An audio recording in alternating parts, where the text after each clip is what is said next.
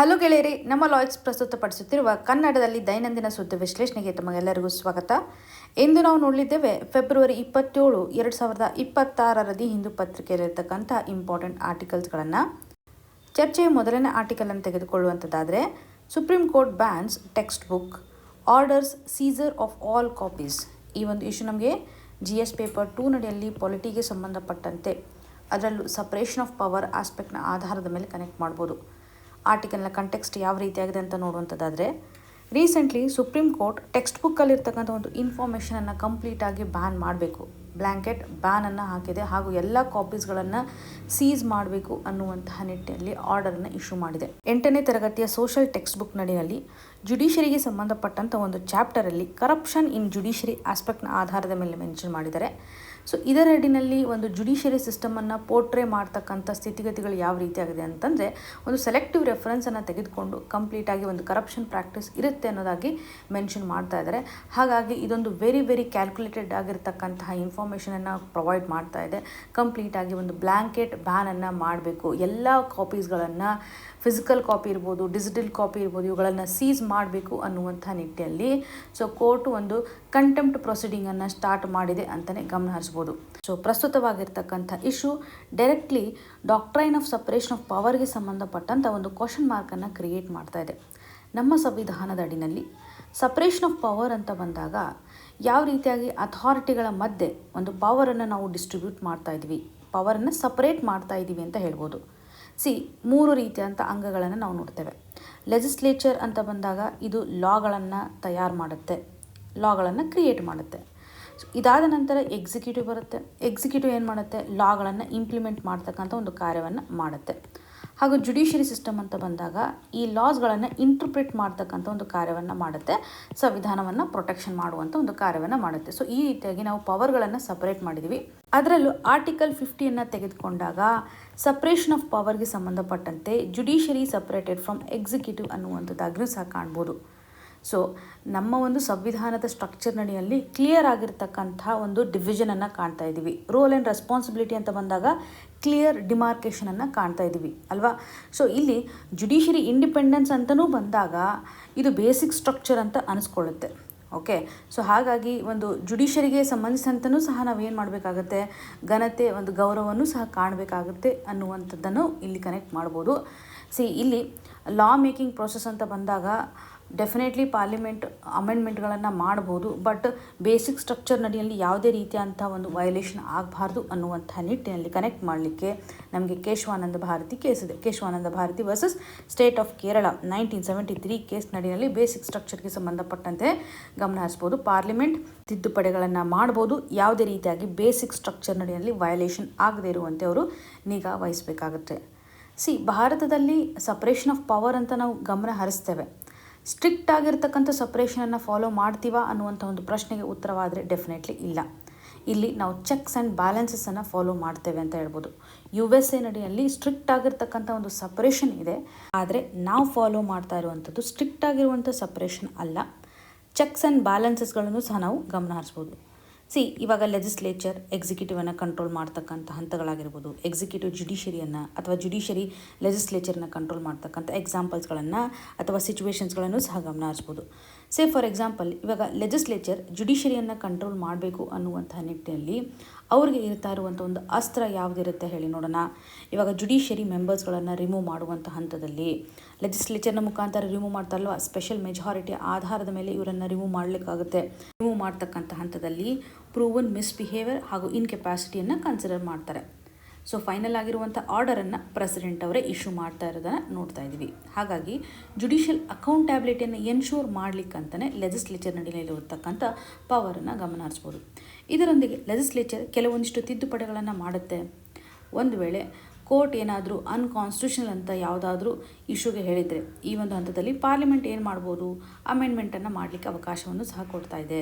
So ಇಲ್ಲಿ basic ಸ್ಟ್ರಕ್ಚರನ್ನು violation ಮಾಡದೆ ಅಮೆಂಡ್ಮೆಂಟನ್ನು ಮಾಡಬೇಕಾಗತ್ತೆ ಅನ್ನೋದು ಕ್ಲಿಯರಾಗಿ ನಿಮ್ಗೆ ಗೊತ್ತಿರಲಿ. ಸೊ ಹಾಗಾಗಿ ಪಾರ್ಲಿಮೆಂಟ್ಗೂ ಸಹ ಕೆಲವೊಂದಿಷ್ಟು ಪವರ್ ಏನಿದೆಯಲ್ಲ ಅದು ಲಿಮಿಟೇಷನ್ಸನ್ನು ತೋರಿಸುತ್ತೆ. ಅನ್ಲಿಮಿಟೆಡ್ ಆಗಿರ್ತಕ್ಕಂಥ ಪವರು ಸಹ ಲೆಜಿಸ್ಲೇಚರ್ಗೆ ಇಲ್ಲ ಅನ್ನುವಂಥದ್ದಾಗಿ ನಾವು ಗಮನಿಸ್ಬೋದು. ಹಾಗೂ ಲೆಜಿಸ್ಲೇಚರ್ ಇವತ್ತು ಎಕ್ಸಿಕ್ಯೂಟಿವನ್ನು ಕಂಟ್ರೋಲ್ ಮಾಡ್ತಕ್ಕಂಥ ಒಂದು ಹಂತ ಅಥವಾ ಸಿಚುವೇಶನ್ ಅಂತ ನೋಡೋದಾದರೆ ನೋ ಕಾನ್ಫಿಡೆನ್ಸ್ ಮೋಷನನ್ನು ಕನೆಕ್ಟ್ ಮಾಡ್ಬೋದಲ್ವಾ. ನೋ ಕಾನ್ಫಿಡೆನ್ಸ್ ಮೋಷನ್ ಅಡಿಯಲ್ಲಿ ಲೋಕಸಭೆ ಏನು ಮಾಡ್ಬೋದು, ಕೌನ್ಸಿಲ್ ಆಫ್ ಮಿನಿಸ್ಟರ್ಸ್ಗಳನ್ನು ರಿಮೂವ್ ಮಾಡ್ತಕ್ಕಂಥದ್ದಾಗಿ ಗಮನ ಹರಿಸ್ಬೋದು. ಸೊ ಒಂದು ವೇಳೆ ಸರ್ಕಾರ ಒಂದು ಮೆಜಾರಿಟಿಯನ್ನು ಕಡಿಮೆ ಮಾಡಿಕೊಂಡ್ರೆ ಅಂತಹ ಹಂತದಲ್ಲಿ ರಿಸೈನ್ ಮಾಡಬೇಕಾಗತ್ತೆ ಅನ್ನೋದನ್ನು ಗಮನ ಹರಿಸ್ಬೋದು. ಸೊ ಹಾಗಾಗಿ ಲೆಜಿಸ್ಲೇಚರ್ ಎಕ್ಸಿಕ್ಯೂಟಿವನ್ನು ಯಾವ ರೀತಿಯಾಗಿ ಕಂಟ್ರೋಲ್ ಮಾಡುತ್ತೆ ಅಂತ, ಜೊತೆಗೆ ಕ್ವಶನ್ ಆರ್ಗೆ ಸಂಬಂಧಪಟ್ಟಂತೆಯೂ ಸಹ ನೋಡ್ಬೋದು, 0R ಸಂಬಂಧಪಟ್ಟಂತೆಯೂ ಸಹ ಸರ್ಕಾರದ ಮೇಲೆ ಒಂದು ಕ್ವಶನನ್ನು ಮಾಡುತ್ತೆ.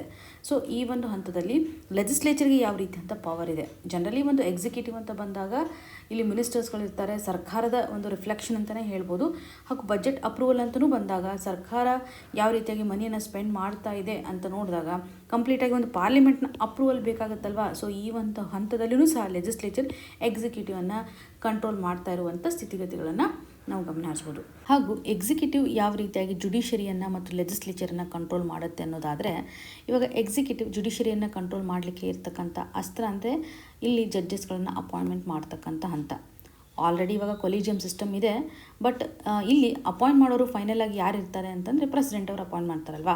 ಆರ್ಟಿಕಲ್ 124 ಹಾಗೂ 217 ಅಡಿಯಲ್ಲಿ ಜಡ್ಜಸ್ಗಳ ಒಂದು ಅಪಾಯಿಂಟ್ಮೆಂಟ್ಗೆ ಸಂಬಂಧಪಟ್ಟಂತೆ ಪ್ರೆಸಿಡೆಂಟ್ ಅವರಿಗೆ ಇರ್ತಕ್ಕಂಥ ಒಂದು ಅಧಿಕಾರವನ್ನು ನೋಡ್ತಾ ಇದ್ದೀವಿ.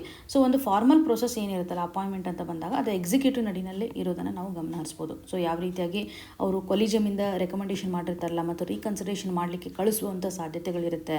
ಯಾವ ಮೆಂಬರ್ಸ್ ಇರ್ತಾರಲ್ಲ ಅವರನ್ನು ಕಂಪ್ಲೀಟಾಗಿ ಚೆಕ್ ಮಾಡಬೇಕು ಅನ್ನುವಂಥ ನಿಟ್ಟಿನಲ್ಲಿ, ಅಂದರೆ ಅವರ ಒಂದು ಬ್ಯಾಕ್ಗ್ರೌಂಡ್ ವೆರಿಫಿಕೇಷನ್ಸನ್ನು ಸಹ ಮಾಡುವಂಥದ್ದು ಇಲ್ಲಿ ಎಕ್ಸಿಕ್ಯೂಟಿವ್ಗೆ ಇರುತ್ತೆ ಅಂತ ಹೇಳ್ಬೋದು. ಫಾರ್ಮಲ್ ಪ್ರೊಸೆಸನ್ನು ಇವರೇ ಫೈನಲ್ ಆಗಿ ಫಾಲೋ ಮಾಡುವಂಥದ್ದು. ಇನ್ನು ಎಕ್ಸಿಕ್ಯೂಟಿವ್ ಲೆಜಿಸ್ಲೇಚರ್ನ ಯಾವ ರೀತಿಯಾಗಿ ಕಂಟ್ರೋಲ್ ಮಾಡುತ್ತೆ, ಸೇ ಫಾರ್ ಎಕ್ಸಾಂಪಲ್ ಇವಾಗ ಒಂದು ಸೆಷನನ್ನು ಪ್ರೋರೋಗ್ ಮಾಡುವಂಥದ್ದಾಗಿರ್ಬೋದು, ಸಮ್ಮಾನ್ ಮಾಡುವಂಥದ್ದಾಗಿರ್ಬೋದು, ಇದೆಲ್ಲ ಅಧಿಕಾರ ಯಾರ ಹತ್ರ ಇರುತ್ತೆ, ಪ್ರೆಸಿಡೆಂಟ್ ಅವ್ರ ಹತ್ರ ಇರುತ್ತೆ ಅಂತ ಹೇಳ್ಬೋದಲ್ವಾ.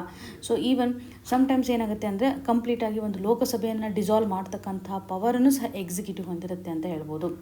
ಹಾಗೂ ಕೆಲವೊಂದಿಷ್ಟು ರೂಲ್ ಮೇಕಿಂಗ್ ಪವರ್ ಅಂತ ಬಂದಾಗ ಎಕ್ಸಿಕ್ಯೂಟಿವ್ ನಡಿನಲ್ಲಿರುತ್ತೆ. ಹಾಗಾಗಿ ಪಾರ್ಲಿಮೆಂಟ್ ಇವಾಗ ಎಕ್ಸಿಕ್ಯೂಟಿವ್ಗೆ ಒಂದು ಪವರ್ ಮೇಕಿಂಗ್ ಇನ್ಚಾರ್ಜನ್ನು ಕೊಟ್ಟಿರ್ತಕ್ಕಂಥ ಹಂತದಲ್ಲಿ ಸಾಕಷ್ಟು ಪಾಲಿಸಿಗಳನ್ನು ತಯಾರು ಮಾಡ್ತಕ್ಕಂಥ ಹಂತದಲ್ಲಿ ಇವರೇ ಇನ್ಫ್ಲುಯೆನ್ಸಿಂಗ್ ಫ್ಯಾಕ್ಟರ್ ಅಂತಲೇ ಹೇಳ್ಬೋದು. ಓಕೆ, ಎಕ್ಸಿಕ್ಯೂಟಿವ್ ಇವತ್ತು ಲಾನ ಇಂಪ್ಲಿಮೆಂಟೇಷನ್ ಮಾಡುವಂಥ ಹಂತದಲ್ಲಿ ಇನ್ಫ್ಲುಯೆನ್ಸನ್ನು ಮಾಡುತ್ತೆ, ಜೊತೆಗೆ ಲಾನ ತಯಾರು ಮಾಡ್ತಕ್ಕಂಥ ಹಂತದಲ್ಲೂ ಸಹ ಇನ್ಫ್ಲುಯೆನ್ಸನ್ನು ಮಾಡುತ್ತೆ ಅಂತ ಹೇಳ್ಬೋದು. ಸೊ ಮಿನಿಸ್ಟರ್ಸ್ಗಳು ಡೆಫಿನೆಟ್ಲಿ ಇನ್ಫ್ಲುಯೆನ್ಸನ್ನು ಮಾಡ್ತಾರೆ. ಇವಾಗ ಜುಡಿಷರಿ ಕಂಟ್ರೋಲ್ ಅಂತ ಬಂದಾಗ ಜುಡಿಷರಿ ಯಾವ ರೀತಿಯಾಗಿ ಎಕ್ಸಿಕ್ಯೂಟಿವನ್ನು ಕಂಟ್ರೋಲ್ ಮಾಡುತ್ತೆ, ಡೆಫಿನೆಟ್ಲಿ ಇವ್ರ ಹತ್ರ ಇರ್ತಕ್ಕಂಥ ಒಂದು ಅಸ್ತ್ರ ಅಂದರೆ judicial review, right. Judicial review ಅಂತ ಬಂದಾಗ ಇವಾಗ ಯಾವುದೇ ಒಂದು ಲಾ ಅಂತ ಬಂದಾಗ ಅದು ಯಾವ ರೀತಿಯಾಗಿ ಇದೆ, ಸಂವಿಧಾನಾತ್ಮಕವಾಗಿ ಸರಿ ಇದೆನೋ ಇಲ್ವೋ ಅನ್ನುವಂಥದ್ದನ್ನು ಚೆಕ್ ಮಾಡುವಂಥವರು ಜುಡಿಷಿಯರಿ ಅಥವಾ ನಮ್ಮೊಂದು ನ್ಯಾಯಾಂಗ ವ್ಯವಸ್ಥೆ ಅಂತಲೇ ಹೇಳ್ಬೋದು. ಇವಾಗ ಎಕ್ಸಿಕ್ಯೂಟಿವ್ ಅಂತ ಬಂದಾಗ ಅವರ ಒಂದು ಆ್ಯಕ್ಷನ್ ಎಷ್ಟರ ಮಟ್ಟಿಗಿದೆ, ಅವರ ಒಂದು ಆ್ಯಕ್ಷನ್ ಇವಾಗ ಸಂವಿಧಾನದ ವಿರುದ್ಧ ನಡೀತಾ ಇದೆನಾ, ಆರ್ಬಿಟ್ರರಿ ಇದೆನಾ, ಫಂಡಮೆಂಟಲ್ ರೈಟ್ಸ್ ವೈಲೇಷನ್ ಮಾಡ್ತಾ ಇದೆನಾ ಅಂತ ಚೆಕ್ ಮಾಡುತ್ತೆ ಅನ್ನೋದನ್ನು ಗಮನಿಸ್ಬೋದು. ಈವನ್ ಜುಡಿಷರಿ ಸಮ್ಟೈಮ್ಸ್ ಏನು ಮಾಡುತ್ತೆ, ಲೆಜಿಸ್ಲೇಚರ್ ತೆಗೆದುಕೊಂಡು ಬಂದಿರತಕ್ಕಂಥ ಲಾ ಅನ್ನು ಸಹ ಸ್ಟ್ರೈಕ್ ಡೌನ್ ಮಾಡ್ಬೋದು. ಒಂದು ವೇಳೆ ಅದು ಬೇಸಿಕ್ ಸ್ಟ್ರಕ್ಚರಲ್ಲಿರ್ತಕ್ಕಂಥ ಪ್ರೊವಿಷನ್ಸ್ಗಳನ್ನು ಫಾಲೋ ಮಾಡ್ತಾ ಇಲ್ಲ, ಬೇಸಿಕ್ ಸ್ಟ್ರಕ್ಚರ್ ಡಾಕ್ಟ್ರನ್ನ ಫಾಲೋ ಮಾಡ್ತಾ ಇಲ್ಲ ಅಂತಂದರೆ ಡೆಫಿನೆಟ್ಲಿ ಲಾಗಳನ್ನು ಅನ್ಕಾನ್ಸ್ಟಿಟ್ಯೂಷನ್ ಅನ್ನುವಂಥದ್ದಾಗಿ ಜುಡಿಷರಿ ಹೇಳ್ತಕ್ಕಂಥ ಒಂದು ಪವರನ್ನು ಹೊಂದಿರುತ್ತೆ. ಸೊ ಇದು ನಿಮಗೆ ಕ್ಲಿಯರ್ ಆಗಿ ಗೊತ್ತಿರಲಿ. ಸೊ ಫೈನಲ್ ಆಗಿ ನಮ್ಮ ದೇಶದಲ್ಲಿ ಒಂದು ಸಪ್ರೇಷನ್ ಆಫ್ ಪವರ್ ಸ್ಟ್ರಿಕ್ಟ್ ಆಗಿ ಫಾಲೋ ಮಾಡ್ತಾ ಇಲ್ಲ, ಬಟ್ ಇಲ್ಲಿ ಸಪ್ರೇಷನ್ ಇದೆ, ಚೆಕ್ಸ್ ಆ್ಯಂಡ್ ಬ್ಯಾಲೆನ್ಸಸ್ ಅನ್ನು ಸಹ ನಾವು ನೋಡ್ತಾ ಇದ್ವಿ, ಕಾನ್ಸ್ಟಿಟ್ಯೂಷನಲ್ ಸುಪ್ರಿಮೆಸಿಯನ್ನು ನಾವು ಗಮನ ಹರಿಸ್ತಾ ಇದ್ದೀವಿ ಅಂತ. ಪ್ರಸ್ತುತವಾಗಿರ್ತಕ್ಕಂತಹ ಒಂದು ಇಶ್ಯೂ ನೋಡೋದಾದರೆ ಜುಡಿಷರಿ ಇಂಡಿಪೆಂಡೆನ್ಸ್ಗೆ ಸಂಬಂಧಪಟ್ಟಂಥ ಒಂದು ಕ್ವಶನ್ ಮಾರ್ಕ್ ಕ್ರಿಯೇಟ್ ಆಗಿದೆ. ಹಾಗಾಗಿ ಜುಡಿಷರಿ ಒಂದು ಆರ್ಡರನ್ನು ಇಶ್ಯೂ ಮಾಡ್ತಾ ಇದೆ, ಕಂಟೆಂಪ್ಟ್ ಪ್ರೊಸೀಡಿಂಗನ್ನು ಇಲ್ಲಿ ಫಾಲೋ ಮಾಡ್ತಾ ಇದೆ ಅಂತ ಕ್ಲಿಯರಾಗಿ ಗೊತ್ತಿರಲಿ. ಇನ್ನು ಮುಂದಿನ ಆರ್ಟಿಕಲನ್ನು ನೋಡುವಂಥದ್ದಾದರೆ I&B minister asks online platforms to take responsibility for content. ಈ ಒಂದು ಇಶ್ಯೂ GS ಪೇಪರ್ 2 ನಡಿಯಲ್ಲಿ ಗವರ್ನೆನ್ಸ್, GS ಪೇಪರ್ 3 ಅಂತ ಬಂದಾಗ IT ಆ್ಯಕ್ಟ್ಗೆ ಸಂಬಂಧಪಟ್ಟಂತೆ ಸೋಷಿಯಲ್ ಮೀಡಿಯಾಗೆ ಸಂಬಂಧಿಸಿದಂಥ ಒಂದು ರೆಗ್ಯುಲೇಷನ್ ನಡಿನಲ್ಲೂ ಕನೆಕ್ಟ್ ಮಾಡ್ಬೋದು. ಈ ಒಂದು ಆರ್ಟಿಕಲ್ ನಡಿಯಲ್ಲಿ union minister for information and broadcasting Ashwini Vaishnaw ಅವರು ಸೋಷಿಯಲ್ ಮೀಡಿಯಾ ನಡಿನಲ್ಲಿ ಒಂದು ಕಂಟೆಂಟ್ ಯಾವ ರೀತಿಯಾಗಿ ಫ್ಲೋ ಆಗ್ತಾ ಇದೆ, ಯಾವ ರೀತಿಯಾದಂಥ ಒಂದು ರೆಸ್ಪಾನ್ಸಿಬಿಲಿಟೀಸನ್ನು ಪ್ಲ್ಯಾಟ್ಫಾರ್ಮ್ಗಳು ತೆಗೆದುಕೊಳ್ಬೇಕು ಅನ್ನುವಂಥ ನಿಟ್ಟಿನಲ್ಲಿ ಡೈರೆಕ್ಷನ್ ನೀಡ್ತಾ ಇದ್ದಾರೆ. ಸೊ ಇವರ ಒಂದು ಸ್ಟೇಟ್ಮೆಂಟ್ಸ್ಗಳು ಯಾವ ರೀತಿಯಾಗಿದೆ ಅಂತಂದರೆ, ಪ್ರಸ್ತುತವಾಗಿ ಆನ್ಲೈನ್ ಪ್ಲ್ಯಾಟ್ಫಾರ್ಮ್ಗಳು ಏನಿದೆಯಲ್ಲ ಯಾವ ರೀತಿಯಂಥ ಒಂದು ಕಂಟೆಂಟನ್ನು ಹೋಸ್ಟ್ ಮಾಡ್ತಾ ಇದೆ, ರೆಸ್ಪಾನ್ಸಿಬಿಲಿಟಿಯನ್ನು ತೆಗೆದುಕೊಳ್ಬೇಕು. ಕೆಲವು ಹಂತದಲ್ಲಿ ಸೈಬರ್ ಕ್ರೈಮ್ ಆ್ಯಕ್ಟಿವಿಟೀಸ್ಗಳು ಹೆಚ್ಚಾಗ್ತಾ ಇರೋದನ್ನು ನೋಡ್ತಾ ಇದ್ದೀವಿ. ಹಾಗಾಗಿ ಪ್ರೋ ಆ್ಯಕ್ಟಿವ್ಲಿ ಸೈಬರ್ ಕ್ರೈಮನ್ನು ಹೋಗಲಾಡಿಸ್ಲಿಕ್ಕೆ ಆ್ಯಕ್ಟಿವ್ ಪಾರ್ಟಿಸಿಪೇಷನನ್ನು ಸೋಷಿಯಲ್ ಮೀಡಿಯಾ ಪ್ಲ್ಯಾಟ್ಫಾರ್ಮ್ಗಳು ತೆಗೆದುಕೊಳ್ಬೇಕು ಅಂತ, ಸೇಫ್ಟಿಯನ್ನು ಎನ್ಶೋರ್ ಮಾಡಬೇಕು ಅನ್ನುವಂಥ ಸ್ಟೇಟ್ಮೆಂಟನ್ನು ಕೊಡ್ತಾ ಇದೆ. ಹಾಗೂ ಯಾವ ರೀತಿಯಾಗಿ ಒರಿಜಿನಲ್ಲಾಗಿ ಕಂಟೆಂಟನ್ನು ಕ್ರಿಯೇಟ್ ಮಾಡ್ತಾ ಇರ್ತಾರಲ್ಲ ಅವ್ರಿಗೆ ರೆವೆನ್ಯೂ ಹೋಗಬೇಕು ಅನ್ನುವಂಥ ನಿಟ್ಟಿನಲ್ಲಿ ನಿಗಾ ವಹಿಸಬೇಕು. ಸೊ ಇಲ್ಲಿ ಒಂದು ಪ್ಲ್ಯಾಟ್ಫಾರ್ಮ್ ಯಾವ ರೀತಿಯಾಗಿ ರೆಸ್ಪಾನ್ಸಿಬಲ್ ಆ್ಯಕ್ಷನನ್ನು ತೆಗೆದುಕೊಳ್ಬೇಕು ಅಂತ. ಸೊ ಹೋಸ್ಟ್ ಮಾಡ್ತಕ್ಕಂಥ ಕಂಟೆಂಟ್ಗೆ ಸಂಬಂಧಪಟ್ಟಂಥ ರೆಸ್ಪಾನ್ಸಿಬಿಲಿಟಿನ ತೆಗೆದುಕೊಳ್ಬೇಕು, ಸೈಬರ್ ಕ್ರೈಮ್ ವಿರುದ್ಧ ಹೋರಾಡಬೇಕು, ಸೇಫ್ಟಿಯನ್ನು ಎನ್ಶೋರ್ ಮಾಡಬೇಕು, ಒರಿಜಿನಲ್ ಕಂಟೆಂಟ್ ಕ್ರಿಯೇಟರ್ಗೆ ಸರಿಯಾದಂಥ ಒಂದು ರೆವೆನ್ಯೂ ಹೋಗಬೇಕು. ಸೊ ಎಲ್ಲ ಡೈರೆಕ್ಷನನ್ನು ಫಾಲೋ ಮಾಡಿಲ್ಲ ಅಂತಂದರೆ, ಅಂದರೆ ಸರ್ಕಾರ ನೀಡ್ತಾ ಇರ್ತಕ್ಕಂಥ ಒಂದು ರೂಲ್ಸ್ ಆ್ಯಂಡ್ ರೆಗ್ಯುಲೇಷನನ್ನು ಫಾಲೋ ಮಾಡಿಲ್ಲ, ಇರ್ರಿಲೆವೆಂಟ್ ಆಗಿರ್ತಕ್ಕಂಥ ಕಂಟೆಂಟ್ಗಳು ಸರ್ಕ್ಯುಲೇಟ್ ಆಗಲಿಕ್ಕೆ ಅಲೌ ಮಾಡ್ತಾ ಇದ್ದಾರೆ ಅಂತಂದರೆ, ಈ ಒಂದು ಹಂತದಲ್ಲಿ ಲೀಗಲ್ ಮೇಜರ್ಸನ್ನು ಸಹ ತೆಗೆದುಕೊಳ್ಳಲಾಗುತ್ತೆ ಪ್ಲ್ಯಾಟ್ಫಾರ್ಮ್ಗಳ ವಿರುದ್ಧ ಅನ್ನುವಂಥ ನಿಟ್ಟಿನಲ್ಲಿ ಸ್ಟೇಟ್ಮೆಂಟ್ಸನ್ನು ಕೊಡ್ತಾ ಇದ್ದಾರೆ. ಹಾಗಿದ್ರೆ IT ರೂಲ್ಸಲ್ಲಿ ಇರ್ತಕ್ಕಂತಹ ಪ್ರೊವಿಷನ್ಸ್ಗಳನ್ನು ನಾವು ನೋಡಿದಾಗ ಸೋಷಿಯಲ್ ಮೀಡಿಯಾ ಪ್ಲ್ಯಾಟ್ಫಾರ್ಮ್ಗಳನ್ನು ರೆಸ್ಪಾನ್ಸಿಬಲ್ ಆಗಿ ಮಾಡ್ತಾ ಇದ್ದಾವ ಅನ್ನುವಂಥ ಒಂದು ಪ್ರಶ್ನೆಗೆ ಉತ್ತರವನ್ನು ನೋಡೋದಾದರೆ, IT ಆ್ಯಕ್ಟಲ್ಲಿ ಕೆಲವೊಂದಿಷ್ಟು ಪ್ರೊವಿಷನ್ಸ್ಗಳನ್ನು ನಾವಿಲ್ಲಿ ಕನೆಕ್ಟ್ ಮಾಡಬೇಕು. ಪ್ರಿಲಿಮ್ಸಲ್ಲೂ ಸಹ ಇಂಪಾರ್ಟೆಂಟ್. IT ಆ್ಯಕ್ಟ್ 2000 ನಡಿನಲ್ಲಿ ಸೆಕ್ಷನ್ 79 ನಮಗೆ ಹೇಳುತ್ತೆ, ಒಂದು ಸೇಫ್ ಹಾರ್ಬರ್ಗೆ ಸಂಬಂಧಪಟ್ಟಂತೆ ಸೋಷಿಯಲ್ ಮೀಡಿಯಾ ಪ್ಲ್ಯಾಟ್ಫಾರ್ಮ್ಗಳಿಗೆ ಒಂದು ಸೇಫ್ ಹಾರ್ಬರನ್ನು ಪ್ರೊವೈಡ್ ಮಾಡ್ತಾರೆ. ಯಾರೇ ಇವತ್ತು ಇರ್ರಿಲೆವೆಂಟ್ ಆಗಿರ್ತಕ್ಕಂಥ ಕಂಟೆಂಟನ್ನು ಪೋಸ್ಟ್ ಮಾಡಿದ್ದಾರೆ ಅಂತಂದರೆ ಸೋಷಿಯಲ್ ಮೀಡಿಯಾ ಪ್ಲ್ಯಾಟ್ಫಾರ್ಮ್ಗೆ ಒಂದು ಪ್ರೊಟೆಕ್ಷನನ್ನು ಕೊಡಲಾಗುತ್ತೆ. ಆದರೆ ಸರ್ಕಾರ ಒಂದು ಡೈರೆಕ್ಷನನ್ನು ಇವ್ರಿಗೆ ನೀಡುತ್ತೆ, ನೀವು ಆ ಒಂದು ಇನ್ಫಾರ್ಮೇಷನ್ಸನ್ನು ರಿಮೂವ್ ಮಾಡಿಬಿಡಿ ಅಂತ ಒಂದು ನೋಟಿಸನ್ನು ಸಹ ಪ್ರೊವೈಡ್ ಮಾಡುತ್ತೆ. ಕಂಟೆಂಟನ್ನು ರಿಮೂವ್ ಮಾಡ್ತಕ್ಕಂಥ ಹಂತದಲ್ಲಿ ಸೋಷಿಯಲ್ ಮೀಡಿಯಾ ಪ್ಲ್ಯಾಟ್ಫಾರ್ಮ್ಗಳಿಗೆ ಸರ್ಕಾರ ಒಂದು ಟೈಮ್ ರೆಸ್ಟ್ರಿಕ್ಷನನ್ನು ಕೊಡುತ್ತೆ. ಈ ಮೊದಲು 36 hours ಒಳಗಾಗಿ ರಿಮೂವ್ ಮಾಡಬೇಕಾಗಿತ್ತು.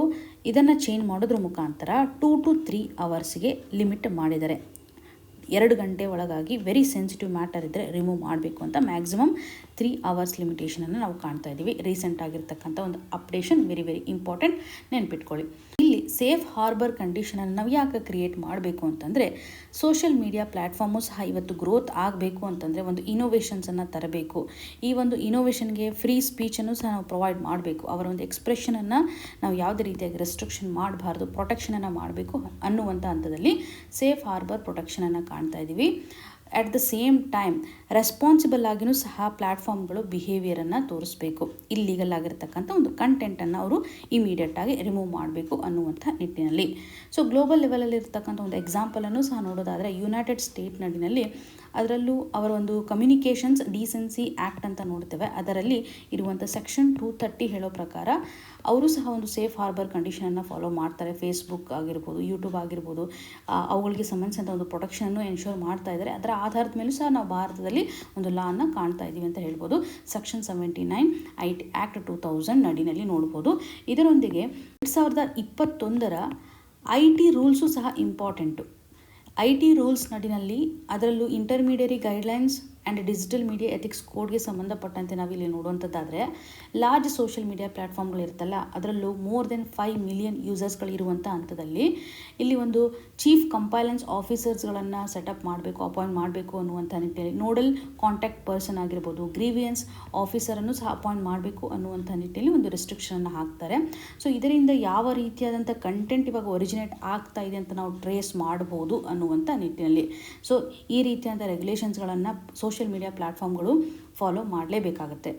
ಈ ಒಂದು ಹಂತದಲ್ಲಿ ಅವರು ಏನಾದರೂ ಸೋಷಿಯಲ್ ಮೀಡಿಯಾಗೆ ಸಂಬಂಧಿಸಿದಂಥ ಡೈರೆಕ್ಷನನ್ನು ಫಾಲೋ ಮಾಡಲಿಲ್ಲ ಅಂತಂದರೆ ಅವರಿಗೆ ಇರುವಂಥ ಒಂದು ಸೇಫ್ ಹಾರ್ಬರ್ ಪ್ರೊಟೆಕ್ಷನನ್ನು ಕಳೆದುಕೊಳ್ತಾರೆ ಅನ್ನುವಂಥ ಡೈರೆಕ್ಷನನ್ನು ಸಹ ಈ ಗೈಡ್ಲೈನ್ಸ್ನಲ್ಲಿ ನೋಡ್ತಾ ಇರುವಂಥದ್ದು. ಜೊತೆಗೆ ಸರ್ಕಾರನೂ ಸಹ ಕಂಟೆಂಟ್ನ ಆಧಾರದ ಮೇಲೆ ರೆಸ್ಟ್ರಿಕ್ಷನನ್ನು ಮಾಡ್ಬೋದು. ಈಗ ಸಪೋರ್ಟ್ ಮಾಡುವಂಥ IT ಆ್ಯಕ್ಟ್ 2000 ನಡಿನಲ್ಲಿ ಒಂದು ಸಪ್ರೇಟ್ ಸೆಕ್ಷನ್ ಇದೆ, ಸೆಕ್ಷನ್ 69A. ಇದರಡಿನಲ್ಲಿ ಸರ್ಕಾರಕ್ಕೆ ಒಂದು ಪವರ್ ಇರುತ್ತೆ, ಇಂಟರ್ನೆಟ್ಟಲ್ಲಿರ್ತಕ್ಕಂಥ ಒಂದು ಕಂಟೆಂಟನ್ನು ರೆಸ್ಟ್ರಿಕ್ಟ್ ಮಾಡ್ಬೋದು. ವೈ? ಬಿಕಾಸ್ ಒಂದು ಸೆಕ್ಯೂರಿಟಿ ಆಧಾರದ ಮೇಲೆ, ಭಾರತದ ಒಂದು ಇಂಟಿಗ್ರಿಟಿಯ ಆಧಾರದ ಮೇಲೆ, ಸವರ್ನಿಟಿ ಆಗಿರ್ಬೋದು, ಡಿಫೆನ್ಸ್ ಆಸ್ಪೆಕ್ಟ್ನ ಆಧಾರದ ಮೇಲೆ ಆಗಿರ್ಬೋದು, ಪಬ್ಲಿಕ್ ಆರ್ಡರ್ಗೆ ಸಂಬಂಧಪಟ್ಟಂಥ ಇಶ್ಯೂಸ್ಗಳನ್ನು ನೋಡ್ತಾ ಇದ್ದೀವಿ. ಸೊ ಯಾವ ರೀತಿಯಾಗಿ ಇನ್ಫಾರ್ಮೇಷನ್ ಫ್ಲೋ ಆಗ್ತಾ ಇದೆ ಅಂತ ಕನ್ಸಿಡರ್ ಮಾಡುವಂಥ ಹಂತದಲ್ಲಿ ಸರ್ಕಾರ ರೆಸ್ಟ್ರಿಕ್ಷನ್ನ ಹಾಕಲಿಕ್ಕೆ ಅಲೌ ಮಾಡ್ತಾ ಇರುವಂಥದ್ದು. ಅಂದರೆ ಫ್ರೀಡಮ್ ಆಫ್ ಸ್ಪೀಚನ್ನು ಇಲ್ಲಿ ರೆಸ್ಟ್ರಿಕ್ಟ್ ಮಾಡ್ತಾ ಇದ್ದಾರೆ ಅನ್ನುವಂಥ ಕಂಟೆಕ್ಸ್ಟನ್ನು ಸಹ ಗಮನ ಹರಿಸ್ಬೋದು. ಎಕ್ಸಾಮಿನೇಷನ್ ಪರ್ಸ್ಪೆಕ್ಟಿವಲ್ಲಿ ಈ ಒಂದು ಇಶ್ಯೂ ನಮಗೆ ತುಂಬ ಇಂಪಾರ್ಟೆಂಟ್. ಪ್ರಿಲಿಮ್ಸ್ ಹಾಗೂ ಮೇನ್ಸ್ ನಡಿನಲ್ಲೂ ಸಹ ಸಹಕಾರಿಯಾಗುತ್ತೆ. ಮುಂದಿನದಾಗಿ taking sides. India's relations with Israel should not be at the cost of ties with Arab world. ಈ ಒಂದು ಇಶ್ಯೂ ನಮಗೆ GS ಪೇಪರ್ 2 ನಡಿಯಲ್ಲಿ ಇಂಟರ್ನ್ಯಾಷನಲ್ ರಿಲೇಷನ್, ಭಾರತ ಹಾಗೂ ಅರಬ್ ಕಂಟ್ರಿಗಳೊಂದಿಗೆ ಇರ್ತಕ್ಕಂತಹ ರಿಲೇಷನ್ ಆಗಿರ್ಬೋದು, ಹಾಗೂ ಇಸ್ರೇಲೊಂದಿಗೆ ಇರ್ತಕ್ಕಂತಹ ಒಂದು ಬಯಲೆಟ್ರಲ್ ಟೈ ಯಾವ ರೀತಿಯಾಗಿದೆ ಅಂತ ನೋಡ್ತಾ ಇದ್ದೀವಿ. ಸೊ ಇಲ್ಲಿ ಭಾರತ ಸ್ಪೆಷಲಿ ವೆಸ್ಟ್ ಏಷ್ಯಾದ ಪೊಲಿಟಿಕ್ಸ್ ಅಂತ ಬಂದಾಗ ಯಾವ ರೀತಿ ಅಂತ ಒಂದು ಪರ್ಸ್ಪೆಕ್ಟಿವನ್ನು ಹೊಂದಿದೆ. ಓಕೆ, ಒಂದು ಸ್ಪೆಷಲ್ ಸ್ಟ್ರಾಟಜಿಕ್ ಪಾರ್ಟ್ನರ್ಶಿಪ್ಪನ್ನು ನಾವು ಯಾವ ರೀತಿಯಾಗಿ ಶೇರ್ ಮಾಡ್ತಾ ಇದ್ದೀವಿ when it comes to the Arab world as well as the Israel nation. So ಇವಾಗ ನೋಡಿ, ರೀಸೆಂಟ್ಲಿ ನರೇಂದ್ರ ಮೋದಿಜಿಯವರು ಇಸ್ರೇಲ್ಗೆ ವಿಸಿಟ್ ಮಾಡಿರೋದನ್ನು ನೋಡ್ತಾ ಇದ್ದೀವಿ. ಹಾಗಾಗಿ ಒಂದು ಸ್ಪೆಷಲ್ ಆಗಿರ್ತಕ್ಕಂಥ ಪಾರ್ಟ್ನರ್ಶಿಪ್, ಅದರಲ್ಲಿ ಒಂದು ಕೋಆಪರೇಷನನ್ನು ಎಕ್ಸ್ಪಾನ್ಷನ್ ಮಾಡಬೇಕು ಅನ್ನುವಂಥ ಒಂದು ಡಿಸ್ಕಷನನ್ನು ಸಹ ಮಾಡಿದ್ದೀವಿ. ಭಾರತ ಹಾಗೂ ಇಸ್ರೇಲ್ಗೆ ಸಂಬಂಧಪಟ್ಟಂತೆ ನಾವು ನೋಡುವಂಥದ್ದಾದರೆ ಆರ್ಟಿಫಿಷಿಯಲ್ ಇಂಟೆಲಿಜೆನ್ಸ್ ಆಗಿರ್ಬೋದು, ಕ್ರಿಟಿಕಲ್ ಮಿನರಲ್ಸ್ಗೆ ಸಂಬಂಧಪಟ್ಟಂತೆ, agriculture, water management, education. So ನಿನ್ನೆ ತಾನೇ ನಾವು ಚರ್ಚೆಯನ್ನು ಮಾಡಿದ್ವಿ. ಒಂದು ನಿನ್ನೆ ಸಂಚಿಕೆಯಲ್ಲಿ ನೋಡೋದಾದರೆ ಯಾವ ರೀತಿಯಾಗಿ ಕೋಆಪರೇಷನನ್ನು ಎನ್ಹ್ಯಾನ್ಸ್ ಮಾಡಿದ್ದೀವಿ. ಸೊ ಅದರಲ್ಲೂ ಡಿಫೆನ್ಸ್, ಸೈನ್ಸ್ ಆ್ಯಂಡ್ ಟೆಕ್ನಾಲಜಿ ಪ್ರಸ್ತುತವಾಗಿರುವಂಥ ಆಸ್ಪೆಕ್ಟ್ನ ಆಧಾರದ ಮೇಲೂ ಸಹ ಕೋಆಪರೇಷನನ್ನು ಎನ್ಹ್ಯಾನ್ಸ್ ಮಾಡ್ತಾ ಇರುವಂಥದ್ದು. ಸೊ ಇಲ್ಲಿ ಒಂದು ವೆಸ್ಟ್ ಏಷ್ಯಾದ ಕಂಟೆಕ್ಸ್ಟ್ ಅಂತ ಬಂದಾಗ ಪ್ರಸ್ತುತವಾಗಿ ಅಲ್ಲಿ ಗಾಜಾದಾಗೆ ಸಂಬಂಧಪಟ್ಟಂಥ ಒಂದು ಕಾನ್ಫ್ಲಿಕ್ಟ್ ನಡೀತಾನೆ ಇದೆ ಅಂತ ಹೇಳ್ಬೋದು. ಹಾಗೂ ಇಸ್ರೇಲ್ ಸೆಟಲ್ಮೆಂಟ್ ಪಾಲಿಸಿ ಅಂತ ಬಂದಾಗೂ ಸಹ ಇಂಟರ್ನ್ಯಾಷನಲ್ ಲೆವೆಲಲ್ಲಿ ಒಂದು ಕ್ರಿಟಿಸಿಸಮನ್ನು ಸಹ ಇಸ್ರೇಲ್ ಇವತ್ತು ಫೇಸ್ ಮಾಡಬೇಕಾಗಿರ್ತಕ್ಕಂಥ ಸ್ಥಿತಿಗತಿಗಳಿದ್ದಾವೆ ಅಂತ ಹೇಳ್ಬೋದು. ವೈ ಬಿಕಾಸ್ ಇಸ್ರೇಲ್ ಹಾಗೂ ಪ್ಯಾಲೆಸ್ತೀನ್ ಇಶ್ಯೂ ಅಂತ ಬಂದಾಗ ಇಲ್ಲಿ ಒಂದು ಕಾನ್ಫ್ಲಿಕ್ಟ್ ಕಂಡೀಷನ್, ಅನ್ಸರ್ಟನಿಟಿ ಕ್ರಿಯೇಟ್ ಆಗಿದೆ ಅಂತಲೇ ನಾವು ನೋಡ್ತಾ ಇದ್ದೀವಿ. ಸೊ ಭಾರತ ಇಲ್ಲಿ ಬ್ಯಾಲೆನ್ಸ್ಡ್ ಆಗಿರ್ತಕ್ಕಂತಹ ಒಂದು ಅಪ್ರೋಚನ್ನ ತರಬೇಕಾಗುತ್ತೆ. When it comes to the West Asia policy ಅಂತ ಬಂದಾಗ ಭಾರತ ಯಾವಾಗಲೂ ಪ್ಯಾಲೆಸ್ತೀನ್ಗೆ ಒಂದು ಸ್ಟೇಟ್ಹುಡ್ ಪ್ರೊವೈಡ್ ಮಾಡಬೇಕು ಅಂತ ಸ್ಟ್ರಾಂಗ್ ಆಗಿ ಸಪೋರ್ಟ್ ಮಾಡ್ತಾ ಬರ್ತಾ ಇದೆ ಅಂತ ಹೇಳ್ಬೋದು. ಇದರೊಂದಿಗೆ ನಾವು ಇಸ್ರೇಲ್ ಜೊತೆಗೆ ಸ್ಟ್ರಾಂಗ್ ಆಗಿರ್ತಕ್ಕಂಥ ಒಂದು ಡಿಫೆನ್ಸ್ ಹಾಗೂ ಟೆಕ್ನಾಲಜಿ ಕೋಆಪರೇಷನ್ ಸಹ ಹೊಂದಿದ್ದೀವಿ, ಕ್ಲೋಸ್ ಟೈಯನ್ನು ಹೊಂದಿದ್ದೀವಿ ಅಂತ ಹೇಳ್ಬೋದು. ಗಲ್ಫ್ ನೇಷನ್ನೊಂದಿಗೆ ಇರ್ತಕ್ಕಂಥ ಕೋಆಪರೇಷನನ್ನು ನೋಡಿದಾಗ ಎನರ್ಜಿ ಸೆಕ್ಟರ್ಗೆ ಸಂಬಂಧಪಟ್ಟಂತೆ ನಾವು ಕೋಆಪರೇಷನನ್ನು ಹೊಂದಿದ್ದೇವೆ. ಡಯಾಸ್ಪೋರಾಗೆ ಸಂಬಂಧಪಟ್ಟಂತೆಯೂ ಸಹ ಟೈಯನ್ನು ಹೊಂದಿದ್ದೇವೆ ಅಂತ ಕಾಣ್ಬೋದು. ಭಾರತ ವೆಸ್ಟ್ ಏಷ್ಯಾದಲ್ಲಿರುವಂಥ ಒಂದು ಕಾನ್ಫ್ಲಿಕ್ಟನ್ನು ನೋಡಿದಾಗ ಡೆಫಿನೆಟ್ಲಿ 2 ಸ್ಟೇಟ್ ಸೊಲ್ಯೂಷನನ್ನು ಫೋಕಸ್ ಮಾಡುತ್ತೆ. ಇಲ್ಲಿ ಇಸ್ರೇಲ್ ಆಗಿರ್ಬೋದು, ಪ್ಯಾಲೆಸ್ತೀನ್ ಆಗಿರ್ಬೋದು, ಪೀಸ್ಫುಲಿ ಒಂದು ಕೋ ಎಕ್ಸಿಸ್ಟೆನ್ಸನ್ನು ತೋರಿಸಲಿ ಅನ್ನುವಂಥ ನಿಟ್ಟಿನಲ್ಲಿ 2 ಸ್ಟೇಟ್ ಸೊಲ್ಯೂಷನನ್ನು ಪ್ರೊವೈಡ್ ಮಾಡ್ತಾ ಇದೆ. ಪ್ಯಾಲೆಸ್ತೀನನ್ನು ಒಂದು ಸ್ಟೇಟ್ ಆಗಿ ರೆಕಗ್ನೈಸ್ ಮಾಡ್ತಾ ಇದೆ since from 1988. So UN forum ನಡಿನಲ್ಲೂ ಈ ಒಂದು ಇಶ್ಯೂಗೆ ಸಂಬಂಧಪಟ್ಟಂತೆ ಭಾರತ ತನ್ನ ಧ್ವನಿಯನ್ನು ಎತ್ತಿದೆ ಅಂತ ಹೇಳ್ಬೋದು. ಹಾಗೂ ಪ್ಯಾಲೆಸ್ತೀನ್ ಇಸ್ರೇಲ್ ಇಶ್ಯೂ ಅಂತ ಬಂದಾಗ ಪ್ರಸ್ತುತವಾಗಿ ಒಂದು ಡೆವಲಪ್ಮೆಂಟಲ್ ಅಸಿಸ್ಟೆನ್ಸನ್ನು ಸಹ ಪ್ರೊವೈಡ್ ಮಾಡಿದೆ ಅನ್ನುವಂಥ ನಿಟ್ಟಿನಲ್ಲಿ ಗಮನ ಹರಿಸ್ಬೋದು. ರೀಜನಲ್ ಗ್ರೂಪಿಂಗ್ಗೆ ಸಂಬಂಧಪಟ್ಟಂತೆ ಆರ್ಟಿಕಲಲ್ಲಿ ಮೆನ್ಷನ್ ಮಾಡಿರೋ ಪ್ರಕಾರ I2 U2 ಅನ್ನು ಮೆನ್ಷನ್ ಮಾಡಿದ್ದಾರೆ. ಬೇಸಿಕಲಿ ಒಂದು ಎಕನಾಮಿಕ್ ಟೆಕ್ನಾಲಜಿಕಲ್ ಕೋಆಪರೇಷನನ್ನು ಎನ್ಹ್ಯಾನ್ಸ್ ಮಾಡುವಂಥ ಹಂತದಲ್ಲಿ I2 ಅಂತಂದರೆ 2 ಐಯನ್ನು ರಿಪ್ರೆಸೆಂಟ್ ಮಾಡ್ತಕ್ಕಂಥ ಭಾರತ ಹಾಗೂ ಇಸ್ರೇಲನ್ನು ನಾವು ಗಮನಿಸ್ಬೋದು. U2 ಅಂತ ಬಂದಾಗ UAE ಅನ್ನು ನೋಡ್ತೇವೆ ಹಾಗೂ USA ಅನ್ನು ನೋಡ್ತೇವೆ. ಸೊ ಇಂಪಾರ್ಟೆಂಟ್ಲಿ ಈ ಒಂದು ಗ್ರೂಪಿಂಗ್ನ ಇಂಟೆನ್ಷನ್ ಏನಿದೆ ಅಂತಂದರೆ ಒಂದು ಎಕನಾಮಿಕ್ ಟೆಕ್ನಾಲಜಿಕಲ್ ಕೋಆಪರೇಷನನ್ನು ಎನ್ಹ್ಯಾನ್ಸ್ ಮಾಡುವಂಥದ್ದು. ಇದರೊಂದಿಗೆ IMECಗೆ ಸಂಬಂಧಿಸಿದಂತಲೂ ಸಹ ಮೆನ್ಷನ್ ಮಾಡ್ತಾ ಇದ್ದಾರೆ. India Middle East Europe Economic corridor ಅಂತ ಹೇಳ್ಬೋದು. ಸೊ ಇದೊಂದು ಕನೆಕ್ಟಿವಿಟಿ ಪ್ರಾಜೆಕ್ಟ್ ಆಗಿದೆ, ಟ್ರೇಡ್ ಇನಿಷಿಯೇಟಿವ್ ಅಂತಲೇ ಹೇಳ್ಬೋದು. ಚೈನಾದ ಬಾರ್ಡರ್ ರೋಡ್ ಇನಿಷಿಯೇಟಿವ್ ಅಂತ ಹೇಳ್ತೀವಲ್ಲ, ಅದನ್ನು ರಿಫ್ಲೆಕ್ಟ್ ಮಾಡುವಂತೆ. ಆದರೆ ಈ ಒಂದು ಪ್ರಾಜೆಕ್ಟ್ ಸಕ್ಸಸ್ಫುಲ್ ಆಗಬೇಕು ಅಂದರೆ ರೀಜ್ನಲ್ ಸ್ಟೆಬಿಲಿಟಿ ತುಂಬ ಇಂಪಾರ್ಟೆಂಟ್ ಆಗುತ್ತೆ. ಈ ಒಂದು ಪ್ರಾಜೆಕ್ಟ್ ಡಿಪೆಂಡ್ ಆಗ್ತಾ ಇರೋದು ಹೆವಿಲಿ ಅಂತಂದರೆ ರೀಜ್ನಲ್ ಸ್ಟೆಬಿಲಿಟಿ ಆಧಾರದ ಮೇಲೆ. ಪ್ರಸ್ತುತವಾಗಿ ವೆಸ್ಟ್ ಏಷ್ಯಾ ನಡೆಯಲ್ಲಿ ಸಾಕಷ್ಟು ಒಂದು ಕಾನ್ಫ್ಲಿಕ್ಟ್ಗಳು ಕ್ರಿಯೇಟ್ ಆಗ್ತಾ ಇದೆ ಅಂತಲೇ ನಾವು ನೋಡ್ಬೋದು.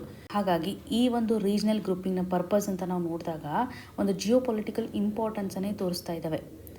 ಇಂಡಿಯಾ ಮಿಡಲ್ ಈಸ್ಟ್ ಕನೆಕ್ಟಿವಿಟಿ ಇದೊಂದು ಸ್ಟ್ರಾಟಜಿಕ್ ಆಗಿರ್ತಕ್ಕಂಥ ಗ್ರೂಪ್ ಆಗಿದೆ ಅಂತಲೇ ಹೇಳ್ಬೋದು.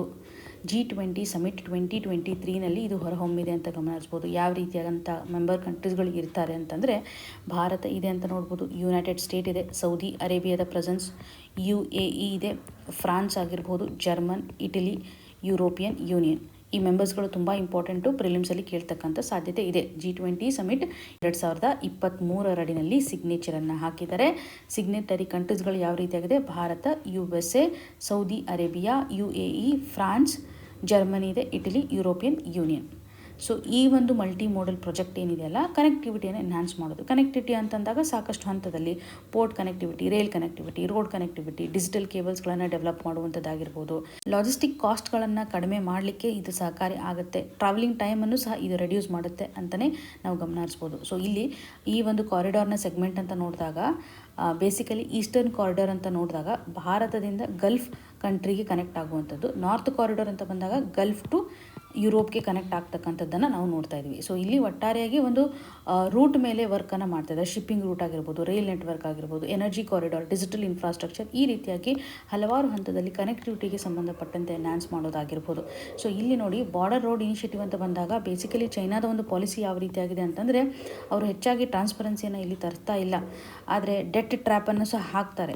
ಸೊ ಈ ಒಂದು ಹಂತದಲ್ಲಿ IMEC ಏನಿದೆಯಲ್ಲ ಇದೊಂದು ಟ್ರಾನ್ಸ್ಪರೆನ್ಸಿಯನ್ನು ಎನ್ಶೋರ್ ಮಾಡೋದ್ರ ಮುಖಾಂತರ ಒಂದು ರಾಷ್ಟ್ರದ ಸವರ್ನಿಟಿಯನ್ನು ಸಹ ರೆಸ್ಪೆಕ್ಟ್ ಮಾಡೋದ್ರ ಮುಖಾಂತರ ಪ್ರಾಜೆಕ್ಟನ್ನು ಪ್ಲ್ಯಾನ್ ಮಾಡಿದ್ದಾರೆ ಅಂತ ಗಮನಿಸ್ಬೋದು. ಸೊ ಹಾಗಾಗಿ ಪ್ರಸ್ತುತವಾಗಿ ನಾವು ನೋಡಬೇಕಾಗಿರೋದು ಏನಂತಂದರೆ ಭಾರತ ಹಾಗೂ ಇಸ್ರೇಲ್ನ ರಿಲೇಷನ್ನೂ ಸಹ ಇಂಪಾರ್ಟೆಂಟ್ ಆಗುತ್ತೆ. ಜೊತೆಗೆ ಅರಬ್ ರಾಷ್ಟ್ರಗಳೊಂದಿಗೂ ಸಹ ನಮ್ಮ ಒಂದು ರಿಲೇಷನ್ ತುಂಬ ಇಂಪಾರ್ಟೆಂಟ್ ಆಗುತ್ತೆ. ಈ ಒಂದು I-2 ನಡಿನಲ್ಲಿ ನಾವು ನೋಡಿದಾಗ ಇಸ್ರೇಲ್ನ ಪ್ರೆಸೆನ್ಸನ್ನು ಕಾಣ್ತಾ ಇದ್ದೀವಿ. UAEನೂ ಸಹ ಇರೋದನ್ನು ಗಮನ ಹರಿಸ್ತಾ ಇದ್ದೀವಿ. ಬೇಸಿಕಲಿ ಇದನ್ನು ಇನ್ಫಾರ್ಮಲ್ ಆಗಿ ವೆಸ್ಟ್ ಏಷ್ಯಾ ಕ್ವಾಡ್ ಅಂತ ಕರೀತಾರೆ. I-2 ಅನ್ನು ವೆಸ್ಟ್ ಏಷ್ಯಾ ಕ್ವಾಡ್ ಗ್ರೂಪಿಂಗ್ ಅಂತಲೇ ಕರೀತಾರೆ. ಇಲ್ಲಿ ಒಂದು ಎಕನಾಮಿಕ್ ಕೋಆಪರೇಷನ್ ಎನ್ಹಾನ್ಸ್ ಮಾಡುವಂಥದ್ದು, ಅದರಲ್ಲೂ ಸಾಕಷ್ಟು ಸೆಕ್ಟರ್ನಲ್ಲಿ ಮ್ಯಾರಿಟೈಮ್ ಸೆಕ್ಯೂರಿಟಿ ಅಂತ ಬಂದಾಗ ಫುಡ್ ಸೆಕ್ಯೂರಿಟಿ, ಟೆಕ್ನಾಲಜಿ, ಪ್ರಸ್ತುತವಾಗಿ ರಿನ್ಯೂಬಲ್ ಎನರ್ಜಿಗೆ ಸಂಬಂಧಪಟ್ಟಂಥ ಚಾಲೆಂಜಸ್ ಇರುತ್ತೆ.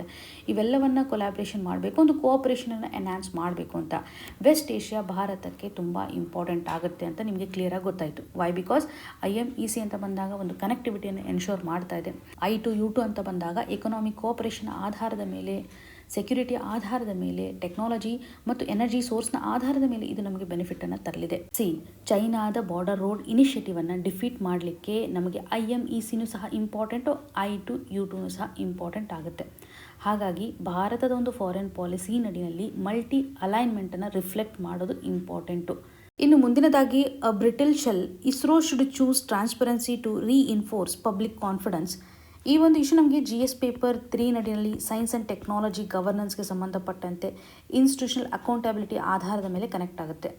ಈ ಒಂದು ಆರ್ಟಿಕಲ್ ನಡಿಯಲ್ಲಿ ರೀಸೆಂಟಾಗಿ ಇಸ್ರೋ ಒಂದು ಫೇಲ್ಯೂರನ್ನು ಫೇಸ್ ಮಾಡಿದೆ. ಈ ಒಂದು ಹಂತದಲ್ಲಿ ಟ್ರಾನ್ಸ್ಪರೆನ್ಸಿಯನ್ನು ತೋರಿಸಬೇಕು, ಪಬ್ಲಿಕ್ ಟ್ರಸ್ಟನ್ನು ಮೇಂಟೈನ್ ಮಾಡಬೇಕು ಅನ್ನುವಂಥದ್ದಾಗಿ ಆಥರ್ ಅವರು ಹೇಳ್ತಾ ಇದ್ದಾರೆ. ರೀಸೆಂಟಾಗಿ ಫೇಲ್ ಆಗಿರುವಂಥ ಮಿಷನ್ NVS-02 ಮಿಷನ್. ಇಲ್ಲಿ ಯಾಕೆ ಫೇಲ್ ಆಗಿದೆ, GSLV ರಾಕೆಟ್ನ ಮುಖಾಂತರ ಯಾಕೆ ನಾವು ಲಾಂಚ್ ಮಾಡಲಿಕ್ಕೆ ಆಗಿಲ್ಲ, ಏನು ಪ್ರಾಬ್ಲಮ್ ಇತ್ತು ಅನ್ನುವಂಥ ನಿಟ್ಟಿನಲ್ಲಿ ಸರಿಯಾದಂಥ ಒಂದು ಎವಿಡೆನ್ಸನ್ನು ಇಲ್ಲಿ ಪ್ರೊವೈಡ್ ಮಾಡ್ತಾ ಇಲ್ಲ ಅಂತ. ಇದರಿಂದ ಪಬ್ಲಿಕ್ ಟ್ರಸ್ಟ್ ಕೊಲ್ಯಾಪ್ಸ್ ಆಗಿದೆ ಅಂತ ಎಡಿಟೋರಿಯಲ್ ನಡಿನಲ್ಲಿ ಡಿಸ್ಕಷನ್ನ ಮಾಡ್ತಾ ಇದೆ. ಇಲ್ಲಿ ಇನ್ಸ್ಟಿಟ್ಯೂಷನಲ್ ಟ್ರಾನ್ಸ್ಪರೆನ್ಸಿನ ಎನ್ಶೋರ್ ಮಾಡಬೇಕಾಗತ್ತೆ.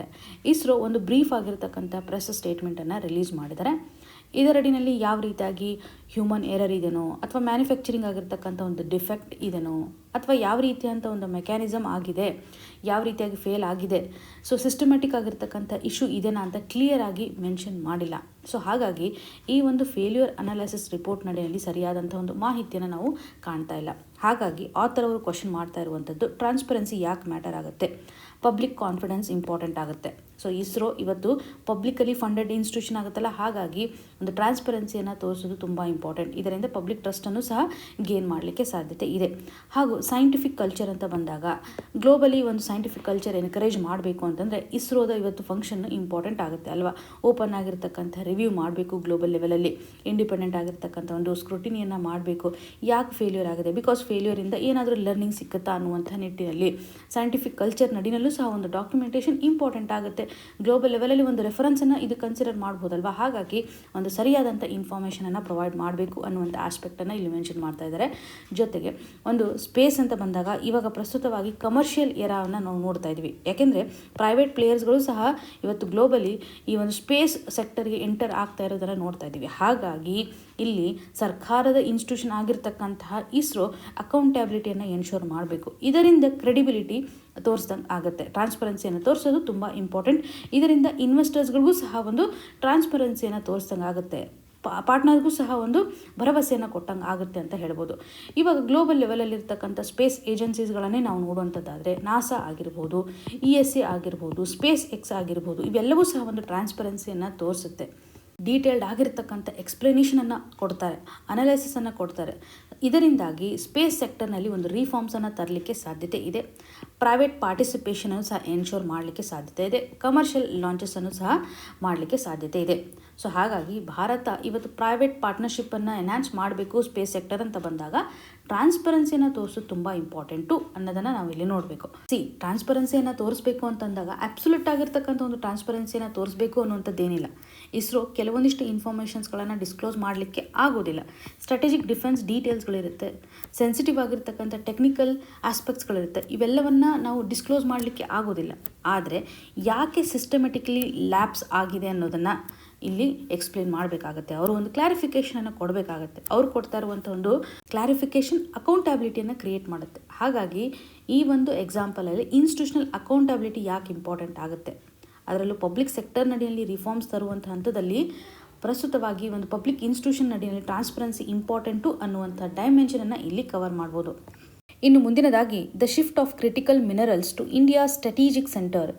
ಈ ಒಂದು ಇಶ್ಯೂ ನಮಗೆ GS ಪೇಪರ್ 3 ನಡಿಯಲ್ಲಿ ಇಂಡಸ್ಟ್ರಿಯಲ್ ಪಾಲಿಸಿ ಎನರ್ಜಿ ಟ್ರಾನ್ಸಿಷನ್ ಆಸ್ಪೆಕ್ಟ್ನ ಆಧಾರದ ಮೇಲೆ ಕನೆಕ್ಟ್ ಮಾಡ್ಬೋದಲ್ವಾ. ಕ್ರಿಟಿಕಲ್ ಮಿನರಲ್ಸ್ಗೆ ಸಂಬಂಧಪಟ್ಟಂತೆ ಭಾರತದ ಒಂದು ಪರ್ಸ್ಪೆಕ್ಟಿವ್ ಯಾವ ರೀತಿಯಾಗಿದೆ, ಕೋರ್ ಸ್ಟ್ರಾಟಜಿಕ್ ಪ್ರಯಾರಿಟಿ ಯಾವ ರೀತಿಯಾಗಿದೆ, ಅದರಲ್ಲೂ ಇಂಡಸ್ಟ್ರಿಯಲ್ ಗ್ರೋತನ್ನು ಎನ್ಶೋರ್ ಮಾಡಬೇಕು ಅಂತಂದರೆ, ಕ್ಲೀನ್ ಆಗಿರ್ತಕ್ಕಂಥ ಒಂದು ಎನರ್ಜಿಯನ್ನು ನಾವು ಹೊಂದಬೇಕು ಅಂತಂದರೆ, ಡಿಫೆನ್ಸ್ಗೆ ಸಂಬಂಧಪಟ್ಟಂಥ ಸೆಕ್ಯೂರಿಟಿಯನ್ನು ಹೊಂದಬೇಕು. ಇವಾಗ ಜಿಯೋ ಪೊಲಿಟಿಕ್ಸನ್ನು ಸಹ ನಾವು ನೋಡ್ತಾ ಇದ್ವಿ. ಸಪ್ಲೈ ಚೈನ್ಗೆ ಸಂಬಂಧಪಟ್ಟಂತೆ ಎಷ್ಟರ ಮಟ್ಟಿಗೆ ಪ್ರಾಬ್ಲಮ್ಗಳು ಗ್ಲೋಬಲ್ ಲೆವೆಲಲ್ಲಿ ಕ್ರಿಯೇಟ್ ಆಗ್ತಾ ಇದೆ when it comes to the critical minerals. So ಈ ಮೊದಲು 2023 ಮುಂಚೆ ಅರ್ಲಿಯರ್ ಸಿಚುವೇಷನನ್ನು ನಾವು ನೋಡಿದಾಗ ಸ್ಟ್ರಾಟಜಿಕ್ ಪಾಲಿಸಿಗಳನ್ನು ಸರ್ಕಾರ ತೆಗೆದುಕೊಳ್ತಕ್ಕಂಥ ಒಂದು ಹಂತದಲ್ಲಿ ಕ್ರಿಟಿಕಲ್ ಮಿನರಲ್ಸ್ ಮೇಲೆ ಅಷ್ಟೊಂದು ಫೋಕಸನ್ನೇ ಮಾಡ್ತಾ ಇಲ್ಲ. ಆವಾಗ ಅಟೋಮಿಕ್ ಮಿನರಲ್ಸ್ನ ಆಧಾರದ ಮೇಲೆ ಡಿಸ್ಕಷನ್ ಜಾಸ್ತಿ ಆಗ್ತಾ ಇತ್ತು. ಅದರಲ್ಲೂ ಲೀಥಿಯಂ ರಿಲೇಟೆಡ್ ಇರ್ತಕ್ಕಂಥನೂ ಸಹ ಮಿನರಲ್ಸ್ಗಳನ್ನು ಯಾವ ರೀತಿಯಾಗಿ ಎಕ್ಸ್ಟ್ರಾಕ್ಷನ್ ಮಾಡಬೇಕು, ಪ್ರೈವೇಟ್ನ ಒಂದು ಪಾರ್ಟಿಸಿಪೇಷನ್ ಮಾಡಬೇಕೋ ಬೇಡವೋ, ರೆಸ್ಟ್ರಿಕ್ಷನ್ಸನ್ನು ಮಾಡಬೇಕೋ ಬೇಡವೋ. ಸೊ ಇಲ್ಲಿ ಒಂದು ಲಿಮಿಟೆಡ್ ಆಗಿರ್ತಕ್ಕಂಥ ಪಾಲಿಸಿ ಕೋಆರ್ಡಿನೇಷನನ್ನು ನಾವು ಕಾಣ್ತಾ ಇದ್ವಿ. ಆದರೆ ಪ್ರಸ್ತುತವಾಗಿ ಸರ್ಕಾರ ಫೋಕಸ್ ಮಾಡ್ತಾ ಇರುವಂಥದ್ದು ಏನಂತಂದರೆ ಕ್ರಿಟಿಕಲ್ ಮಿನರಲ್ಸ್ಗಳನ್ನು ಐಡೆಂಟಿಫೈ ಮಾಡ್ತಾ ಇದೆ. ಅಂದರೆ ಭಾರತ ಯಾವ ರೀತಿ ಅಂತ ಒಂದು ಸ್ಟ್ರಾಟಜಿಕ್ ಪಾಲಿಸಿಯನ್ನು ರಿಫ್ಲೆಕ್ಟ್ ಮಾಡ್ತಾ ಇತ್ತು ಬಿಫೋರ್ 2023ನಲ್ಲಿ. ಇವಾಗ ಪ್ರಸ್ತುತವಾಗಿ ಅಂದರೆ ಆಫ್ಟರ್ 2024 ಆದ ಮೇಲೆ ಹೆಚ್ಚಾಗಿ ನಾವು ಕ್ರಿಟಿಕಲ್ ಮಿನರಲ್ಸನ್ನು ಐಡೆಂಟಿಫೈ ಮಾಡೋದರಲ್ಲಿ ಮುಂದಾಗ್ತಾ ಇದ್ದೀವಿ. ಮೈನ್ಸ್ಗಳನ್ನು ಹೆಚ್ಚಾಗಿ ಡೆವಲಪ್ ಮಾಡಬೇಕು, ಎಕ್ಸ್ಪ್ಲೋರೇಷನನ್ನು ಜಾಸ್ತಿ ಮಾಡಬೇಕು ಅನ್ನುವಂಥ ನಿಟ್ಟಿನಲ್ಲಿ. ಸೊ ರಾಯಲ್ಟಿ ರೇಟನ್ನು ಸಹ ರ್ಯಾಷನಲೈಸ್ ಮಾಡಿರೋದಾಗಿ ನೋಡ್ತಾ ಇದ್ವಿ. ನ್ಯಾಷನಲ್ ಕ್ರಿಟಿಕಲ್ ಮಿನರಲ್ಸ್ ಮಿಷನ್ಗೆ ಸಹ ಸಾಕಷ್ಟು ಅಲೋಕೇಶನ್ಸನ್ನು ಇಲ್ಲಿ ಮಾಡ್ತಾ ಇದ್ದಾರೆ ಅಂತಲೇ ಗಮನ ಹರಿಸ್ಬೋದು. ಅಷ್ಟೇ ಅಲ್ಲದೆ ಈ ಒಂದು ಮಿನರಲ್ಸ್ಗಳನ್ನು ಎಕ್ಸ್ಟ್ರಾಕ್ಷನ್ ಮಾಡುವಂಥ ಹಂತದಲ್ಲಿ ನಮಗೆ ಕ್ಯಾಪಿಟಲ್ ಗೂಡ್ಸ್ಗಳು ಇಂಪಾರ್ಟೆಂಟ್ ಆಗುತ್ತೆ. ಕ್ಯಾಪಿಟಲ್ ಗೂಡ್ಸ್ಗಳನ್ನು ನಾವೇನಾದರೂ ಇಂಪೋರ್ಟ್ ಮಾಡ್ಕೊಳ್ತಾ ಇದ್ದರೆ ಈ ಒಂದು ಹಂತದಲ್ಲಿ ಇಂಪೋರ್ಟ್ ಡ್ಯೂಟಿಯನ್ನು ಸಹ ರಿಡ್ಯೂಸ್ ಮಾಡಿದೆ ಸರ್ಕಾರ. ಸೊ ಇಲ್ಲಿ ನಾವು ಕ್ರಿಟಿಕಲ್ ಮಿನರಲ್ಸ್ಗಳನ್ನು ಯಾಕೆ ಇಷ್ಟೊಂದು ಫೋಕಸ್ ಮಾಡಬೇಕಾಗಿದೆ, ಪ್ರಸ್ತುತವಾಗಿ ಗ್ಲೋಬಲ್ ಲೆವೆಲಲ್ಲಿರುವಂಥ ಒಂದು ಕಂಡೀಷನನ್ನು ನೋಡಿದಾಗ ಚೈನಾನೇ ಕಂಪ್ಲೀಟಾಗಿ ಕಂಟ್ರೋಲನ್ನು ಮಾಡ್ತಾ ಇದೆ. 70 to 90% ಗ್ಲೋಬಲ್ ಲೆವೆಲಲ್ಲಿರುವಂಥ ಒಂದು ಕ್ರಿಟಿಕಲ್ ಮಿನರಲ್ಸನ್ನು ಪ್ರೊಸೆಸಿಂಗ್ ಮಾಡ್ತಕ್ಕಂಥ ಒಂದು ಕೆಪಾಸಿಟಿಯನ್ನು ಇದು ಹೊಂದಿದೆ. ಹಾಗಾಗಿ ಒಂದು ಸಪ್ಲೈ ಚೈನ್ ವಲ್ನರಬಿಲಿಟಿ ಕ್ರಿಯೇಟ್ ಆಗ್ತಾ ಇದೆ ಅಂತಲೇ ಹೇಳ್ಬೋದು. ನಮ್ಮದೇ ಆಗಿರ್ತಕ್ಕಂಥ ಒಂದು ಮಿನರಲ್ಸ್ಗಳನ್ನು ಡೆವಲಪ್ ಮಾಡೋದು ತುಂಬ ಇಂಪಾರ್ಟೆಂಟ್ ಆಗುತ್ತೆ ಅನ್ನುವಂಥ ನಿಟ್ಟಿನಲ್ಲಿ ಕ್ರಿಟಿಕಲ್ ಮಿನರಲ್ಸ್ಗಳ ಒಂದು ಇಂಪಾರ್ಟೆನ್ಸನ್ನು ನಾವು ನೋಡಿದಾಗ ಇವಾಗ ಎಲೆಕ್ಟ್ರಿಕ್ ವೆಹಿಕಲ್ಸ್ ಅಂತ ನೋಡ್ತೇವೆ. ಎಲೆಕ್ಟ್ರಿಕ್ ವೆಹಿಕಲ್ಸ್ ನಡಿನಲ್ಲಿ ಬೇಸಿಕಲಿ ಲೀಥಿಯಂ, ಕೋಬಾಲ್ಟ್, ನಿಕ್ಕೆಲ್ನ ಒಂದು ಪ್ರೆಸೆನ್ಸನ್ನು ನೋಡ್ತಾ ಇದ್ದೀವಿ. ಸೋಲಾರ್ ಪ್ಯಾನಲ್ಸನ್ನು ಡೆವಲಪ್ ಮಾಡ್ತಕ್ಕಂಥ ಹಂತದಲ್ಲಿ, ವಿಂಡ್ ಟರ್ಬೈನ್ಸ್ಗಳನ್ನು ಡೆವಲಪ್ ಮಾಡುವಂಥ ಹಂತದಲ್ಲಿ, ಡಿಫೆನ್ಸ್ ಸಿಸ್ಟಮ್ಗೆ ಸಂಬಂಧಿಸಿದಂತೆ ಸೆಮಿ ಕಂಡಕ್ಟರ್ ಆಸ್ಪೆಕ್ಟ್ ಆಗಿರ್ಬೋದು, ಆರ್ಟಿಫಿಷಿಯಲ್ ಇಂಟೆಲಿಜೆನ್ಸ್ಗೆ ಸಂಬಂಧಪಟ್ಟಂಥ ಹಾರ್ಡ್ವೇರ್ಗಳನ್ನು ಡೆವಲಪ್ ಮಾಡುವಂಥ ಹಂತದಲ್ಲಿ, ಒಟ್ಟಾರೆಯಾಗಿ ಒಂದು ಎನರ್ಜಿ ಟ್ರಾನ್ಸಿಷನ್ ಅಂತ ಬಂದಾಗ ಕ್ರಿಟಿಕಲ್ ಮಿನರಲ್ಸ್ಗಳು ತುಂಬ ಇಂಪಾರ್ಟೆಂಟ್. ಅದರಲ್ಲೂ ಡಿಜಿಟಲ್ ಎಕಾನಮಿಯನ್ನು ಸ್ಟ್ರಾಂಗ್ ಮಾಡಬೇಕು ಅಂತಂದರೆ ಯಾವ ರೀತಿಯಾಗಿ ಈ ಒಂದು ಮಿನರಲ್ಸ್ಗಳು ಇನ್ಫ್ಲುಯೆನ್ಸನ್ನು ಮಾಡ್ತಾ ಇದ್ದಾವೆ ಅಂತ ನಾವು ಕನ್ಸಿಡರ್ ಮಾಡ್ಬೋದು. ಭಾರತದ ಒಂದು ಸ್ಟ್ರೆಂತ್ ಯಾವ ರೀತಿಯಾಗಿದೆ, ಕೌನ್ಸಿಲ್ ಆನ್ ಎನರ್ಜಿ, ಎನ್ವಿರಾನ್ಮೆಂಟ್, ವಾಟರ್ನ ಒಂದು ಪರ್ಸ್ಪೆಕ್ಟಿವ್ನ ಆಧಾರದ ಮೇಲೆ ಭಾರತ ಆಲ್ರೆಡಿ ಇವತ್ತು ಹೈ ಪ್ಯೂರಿಟಿ ಆಗಿರ್ತಕ್ಕಂಥ ಕಾಪರನ್ನು ಪ್ರೊಸೆಸ್ ಮಾಡ್ತಾ ಇದೆ ಅಂತ ಹೇಳ್ಬೋದು. ಗ್ರಾಫೈಟ್ಗೆ ಸಂಬಂಧಪಟ್ಟಂತೆ ನಾವು ವರ್ಕ್ ಮಾಡ್ತಾ ಇದ್ದೀವಿ. ರೇರ್ ಅರ್ತ್ ಆಕ್ಸೈಡ್ಗೆ ಸಂಬಂಧಪಟ್ಟಂತೆ ಆಗಿರ್ಬೋದು, ಟಿನ್ ಆಗಿರ್ಬೋದು, ಟಿಟಾನಿಯಮ್ಗೆ ಸಂಬಂಧಿಸಿದಂತೆ ಎಕ್ಸ್ಪ್ಲೋರೇಷನನ್ನು ಮಾಡ್ತಾ ಇದ್ದೀವಿ ಅಂತ. ಸೊ ಇದ್ರ ಮೇಲೆ ಆಲ್ರೆಡಿ ನಾವು ವರ್ಕನ್ನು ಮಾಡ್ತಾ ಇದ್ದೀವಿ ಅನ್ನುವಂಥದ್ದು ಅಂದರೆ ಭಾರತದಲ್ಲಿರುವಂಥ ಒಂದು ಸ್ಟ್ರೆಂತ್ ಆಧಾರದ ಮೇಲೆ ನಾವು ನೋಡ್ಬೋದು. ಇದರೊಂದಿಗೆ ನಾವು ಕೆಲವೊಂದಿಷ್ಟು ಪ್ರಯಾರಿಟಿಯನ್ನು ಸಹ ಐಡೆಂಟಿಫೈ ಮಾಡಬೇಕು ಅಂತ ಆರ್ಟಿಕಲಲ್ಲಿ ಮೆನ್ಷನ್ ಮಾಡ್ತಾ ಇದ್ದಾರೆ. ಫಾರ್ ಎಕ್ಸಾಂಪಲ್, ಇವಾಗ ಡಿಮ್ಯಾಂಡ್ ಕ್ರಿಯೇಷನ್ ಆಗಬೇಕು. ಡಿಮ್ಯಾಂಡ್ ಇದ್ದಾಗ ಮಾತ್ರ ನಾವು ಹೆಚ್ಚು ಪ್ರೊಡಕ್ಷನನ್ನು ಮಾಡ್ಬೋದು. ಹಾಗಾಗಿ ಇದೊಂದು ಬಿಗ್ಗೆಸ್ಟ್ ಚಾಲೆಂಜನ್ನು ಕ್ರಿಯೇಟ್ ಮಾಡ್ತಾ ಇದೆ. ಡೊಮೆಸ್ಟಿಕಲಿ ಆಂತರಿಕವಾಗಿ ಇವತ್ತು ಒಂದು ಡಿಮ್ಯಾಂಡ್ ಕ್ರಿಯೇಟ್ ಆಗಬೇಕಾಗಿದೆ. ಎಲೆಕ್ಟ್ರಿಕ್ ವೆಹಿಕಲ್ಸ್ಗಳನ್ನು ಜಾಸ್ತಿ ಪರ್ಚೇಸ್ ಮಾಡ್ತಾ ಇದ್ದರೆ ನಾವು ಮಿನರಲ್ಸ್ ಮೇಲೆ ಫೋಕಸನ್ನು ಮಾಡ್ಬೋದು. ಸೋಲಾರ್ ರಿಲೇಟೆಡ್ ಇರ್ತಕ್ಕಂತೆ ಅಥವಾ ವಿಂಡ್ ರಿಲೇಟೆಡ್ ಇರ್ತಕ್ಕಂಥ ಇನ್ಸ್ಟಾಲೇಷನ್ ಎಕ್ಸ್ಪ್ಯಾನ್ಷನ್ ಆದರೆ ಒಂದು ಮಿನರಲ್ಸ್ಗಳನ್ನು ನಾವು ಡೆವಲಪ್ ಮಾಡ್ಬೋದು. ಬ್ಯಾಟರಿ ಮ್ಯಾನುಫ್ಯಾಕ್ಚರ್ಗೆ ಸಂಬಂಧಪಟ್ಟಂತೆ ಹೆಚ್ಚು ಫೋಕಸನ್ನು ಮಾಡಿದಾಗ ಡೆಫಿನೆಟ್ಲಿ ನಾವು ಹೆಚ್ಚು ಮಿನರಲ್ಸ್ಗಳನ್ನು ಡೆವಲಪ್ ಮಾಡಲಿಕ್ಕೆ ಸಾಧ್ಯತೆ ಇದೆ. ಸೊ ನಮ್ಮ ಒಂದು ಇಂಡಸ್ಟ್ರಿ ಪಾಲಿಸಿ ನಡೆಯಲ್ಲಿ ನಾವು ಪ್ರೊಸೆಸಿಂಗ್, ಮ್ಯಾನುಫ್ಯಾಕ್ಚರಿಂಗ್ ಹಾಗೂ ಡಿಪ್ಲಾಯ್ಮೆಂಟ್ಗೆ ಸಂಬಂಧಪಟ್ಟಂತೆ ಇಂಟಿಗ್ರೇಷನನ್ನು ಮಾಡಬೇಕು ಅಂತ ಆಥರ್ ಅವರು ಸಜೆಷನ್ ಮಾಡ್ತಾ ಇದ್ದಾರೆ. ಹಾಗೂ ಆರ್ಟಿಫಿಷಿಯಲ್ ಇಂಟೆಲಿಜೆನ್ಸ್ಗೆ ಸಂಬಂಧಪಟ್ಟಂಥ ಒಂದು ಎಕ್ಸ್ಪ್ಲೋರೇಷನ್ ಸ್ಟ್ರಾಟಜಿಯನ್ನು ನಾವು ತರಬಹುದು. ಯಾವ ರೀತಿಯಾಗಿ ಮಿನರಲ್ಸ್ಗಳು ಲೊಕೇಟ್ ಆಗಿದ್ದಾವೆ, ನಾವು ಒಂದು ಪ್ರೆಡಿಕ್ಷನನ್ನು ಮಾಡ್ಬೋದಲ್ವಾ, ರಿಚ್ ಝೋನ್ಸ್ಗಳು ಯಾವ ರೀತಿಯಾಗಿದೆ ಅಂತ ಪ್ರೆಡಿಕ್ಷನನ್ನು ಮಾಡಬಹುದು. ಎಕ್ಸ್ಪ್ಲೋರೇಷನ್ಗೆ ಸಂಬಂಧಪಟ್ಟಂಥ ಒಂದು ರಿಸ್ಕನ್ನು ಅನಲೈಸ್ ಮಾಡಲಿಕ್ಕೆ ಸಾಧ್ಯತೆ ಇದೆ. ಡಿಸ್ಕವರೀಸ್ಗಳನ್ನು ಫಾಸ್ಟಾಗಿ ಮಾಡಲಿಕ್ಕೆ ಸಾಧ್ಯತೆ ಇದೆ ಅನ್ನುವಂಥ ನಿಟ್ಟಿನಲ್ಲಿ ಆರ್ಟಿಫಿಷಿಯಲ್ ಇಂಟೆಲಿಜೆನ್ಸ್ಗೆ ಸಂಬಂಧಿಸಿದಂಥ ಒಂದು ಸ್ಟ್ರಾಟಜಿನ ನಾವು ತರಬೇಕಾಗುತ್ತೆ ಅಂತ. ಜೊತೆಗೆ ಜಿಯೋಪೊಲಿಟಿಕಲ್ ಲಿವರೇಜನ್ನು ಸಹ ತೆಗೆದುಕೊಳ್ಬೋದಲ್ವಾ. ಸೊ ಇಲ್ಲಿ ಕೆಲವೊಂದಿಷ್ಟು ಕಾರಿಡಾರ್ಸ್ಗಳನ್ನು ಅನೌನ್ಸ್ ಮಾಡುವಂಥದ್ದಾಗಿರ್ಬೋದು, ಇಂಪೋರ್ಟ್ ಡ್ಯೂಟಿಗೆ ಸಂಬಂಧಿಸಿದಂಥ ಒಂದು ಕನ್ಸರ್ನನ್ನು ಸಹ ಇಲ್ಲಿ ಎಕ್ಸ್ಪ್ರೆಸ್ ಮಾಡ್ತಾ ಇದ್ದಾರೆ. ಜೊತೆಗೆ ಗ್ಲೋಬಲ್ ಲೆವೆಲಲ್ಲಿರ್ತಕ್ಕಂಥ ಒಂದು ಪ್ರೊಸೆಸಿಂಗ್ ಫರ್ಮ್ಸ್ಗಳ ಮುಖಾಂತರನೂ ಸಹ ನಾವು ಬೆನಿಫಿಟನ್ನು ತೆಗೆದುಕೊಳ್ಬೋದು. ಸೊ ಭಾರತ ಇವತ್ತೊಂದು ಆಲ್ಟರ್ನೇಟಿವ್ ಆಗಿ ಮಿನರಲ್ಸ್ ಮ್ಯಾನುಫ್ಯಾಕ್ಚರಿಂಗ್ ಹಬ್ ಆಗಿ ಕನ್ವರ್ಟ್ ಆಗಬೇಕು ಅನ್ನುವಂಥ ನಿಟ್ಟಿನಲ್ಲಿ ಗ್ಲೋಬಲ್ ಲೆವೆಲಲ್ಲಿ ಒಂದು ಪಾರ್ಟ್ನರ್ಶಿಪ್ಪನ್ನು ಎನ್ಹಾನ್ಸ್ ಮಾಡೋದು. ಆಸ್ಟ್ರೇಲಿಯಾದೊಂದಿಗೆ ಆಗಿರ್ಬೋದು, ಜಪಾನ್ ಆಗಿರ್ಬೋದು, ಯುರೋಪಿಯನ್ ಕಂಟ್ರೀಸ್, UK, USA ಒಂದಿಗೆ ಒಂದು ಪಾರ್ಟ್ನರ್ಶಿಪ್ಪನ್ನು ಎನ್ಹಾನ್ಸ್ ಮಾಡಲಿಕ್ಕೆ ಸಾಧ್ಯತೆ ಇದೆ ಅಂತ. ಮಿನರಲ್ ಪ್ರೊಸೆಸಿಂಗ್ ಟೆಕ್ನಾಲಜಿಯನ್ನು ಅಳವಡಿಸ್ಕೋಬೇಕು ಅನ್ನುವಂಥ ನಿಟ್ಟಿನಲ್ಲಿ ಬೇಸಿಕಲಿ ಕೊಲ್ಯಾಬ್ರೇಷನ್ ನಡಿನಲ್ಲಿ ತಂತ್ರಜ್ಞಾನದ ಒಂದು ಟ್ರಾನ್ಸ್ಫಾರ್ಮೇಷನ್ ಆಗುತ್ತೆ. ಜಾಯಿಂಟ್ ವೆಂಚರನ್ನು ಡೆವಲಪ್ ಮಾಡ್ಬೋದು. ರಿಸರ್ಚ್ಗೆ ಸಂಬಂಧಪಟ್ಟಂತೆ ಫೋಕಸನ್ನು ಮಾಡಲಿಕ್ಕೆ ಸಾಧ್ಯತೆ ಇದೆ. ಸಪ್ಲೈ ಚೈನ್ ರಿಲೇಟೆಡ್ ಇರತಕ್ಕಂಥ ಒಂದು ಅಗ್ರಿಮೆಂಟನ್ನು ಸಹ ನಾವು ಮಾಡ್ಕೋಬೋದು ಅನ್ನುವಂಥ ನಿಟ್ಟಿನಲ್ಲಿ. ಪ್ಯಾಕ್ ಸಿಲಿಕಾ ಒಪ್ಪಂದದಡಿನಲ್ಲಿ ನಾವು ಕೆಲವು ರಾಷ್ಟ್ರಗಳನ್ನು ನೋಡ್ತಾ ಇದ್ದೀವಿ. ಈ ಒಂದು ಹಂತದಲ್ಲಿ ಆಥರ್ ಅವರು ಏನು ಹೇಳ್ತಾ ಇದ್ದಾರೆ ಅಂತಂದರೆ, ನಾವು ಡೈವರ್ಸಿಫೈಡ್ ಆಗಿರ್ತಕ್ಕಂತಹ ರಾಷ್ಟ್ರಗಳೊಂದಿಗೆ ಅದರಲ್ಲೂ ಕ್ರಿಟಿಕಲ್ ಮಿನರಲ್ಸ್ಗೆ ಸಂಬಂಧಪಟ್ಟಂತೆ ಒಂದು ಟೈಯನ್ನು ಎನ್ಹಾನ್ಸ್ ಮಾಡಬೇಕು. ವೈ? ಬಿಕಾಸ್ ನಮ್ಮ ಒಂದು ರಿಸೋರ್ಸ್ ಸೆಕ್ಯುರಿಟಿ ಇಂಪಾರ್ಟೆಂಟ್ ಆಗುತ್ತೆ. ಪ್ರಸ್ತುತವಾಗಿ ಒಂದು ಎನರ್ಜಿ ಟ್ರಾನ್ಸಿಷನ್ ಅಂತ ಬಂದಾಗ ಗ್ಲೋಬಲ್ ಲೆವೆಲಲ್ಲಿ ಇರುವಂತಹ ಒಂದು ಪರ್ಸ್ಪೆಕ್ಟಿವೇ ತುಂಬ ಡಿಫ್ರೆಂಟ್ ಆಗಿದೆ ಅಂತ ಹೇಳ್ಬೋದು.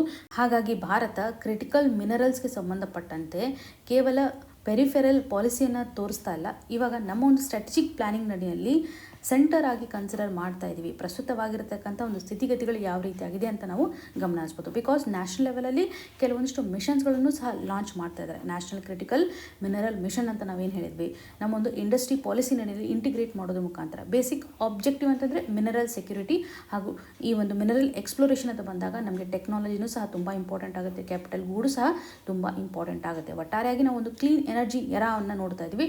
ಹಾಗಾಗಿ ಭಾರತದ ಒಂದು ಪಾಲಿಸಿ ಯಾವ ರೀತಿಯಾಗಿ ಕ್ರಿಟಿಕಲ್ ಮಿನರಲ್ ಸೆಂಟ್ರಿಕ್ ಇದೆ ಅನ್ನುವಂಥ ಆಸ್ಪೆಕ್ಟನ್ನು ನಾವಿಲ್ಲಿ ಕನ್ಸಿಡರ್ ಮಾಡ್ಬೋದು. ಇವತ್ತಿನ question of the day section ನಡಿನಲ್ಲಿ consider the following statements about the India Middle East Europe Economic Corridor. Option A ನಡಿನಲ್ಲಿ it was launched during the G20 summit 2023 in New Delhi. Option 2 it is a part of China's Belt and Road initiative.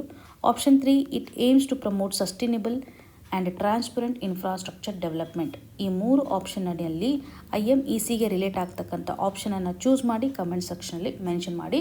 ನಿಮಗೇನೇ concern ಇದ್ರೂ ಸಹ ನಮಗೆ ಕಮೆಂಟ್ನ ಮುಖಾಂತರ ತಿಳಿಸಿಕೊಡಿ ಅಂತ ಹೇಳ್ತಾ all the very best. ಧನ್ಯವಾದಗಳು.